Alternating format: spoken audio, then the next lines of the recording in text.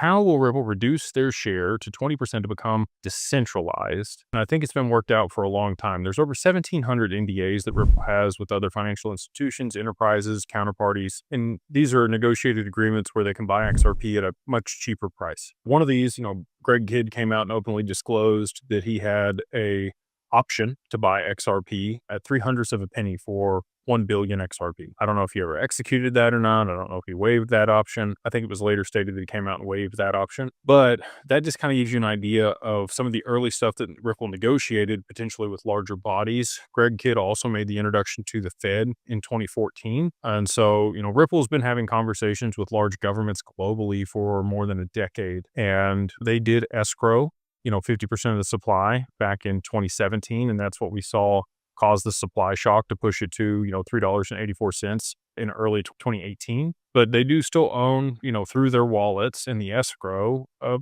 pretty significant portion of the total amount of XRP. I think it's around, 47% that's still in escrow. And they continue to roll that. Each month they get $1 billion out of escrow that's unlocked, and then they sell what they need to onto the market and they re-escrow a portion of that. So to your point, in the Clarity Act, the way it's written today, they would have another year in order to become compliant. They've been giving grace periods. We saw this in the Genius Act with Tether. They gave them a 3-year window to become compliant with the regulations, that they set out there for US-based stablecoins. Yeah, when it comes to, will they hand some over to the US government in order to be able to offset the deficit? I think that's kind of been part of the plan the whole time. David Sachs, he's said in the past publicly that the US government has not audited their crypto portfolio. When they were talking about, the Bitcoin reserve and the confiscated Bitcoin that they had that they were going to put in that reserve, he made the comment that there was no audit of the, total amount of crypto that the government owned. And even if there was, if you have,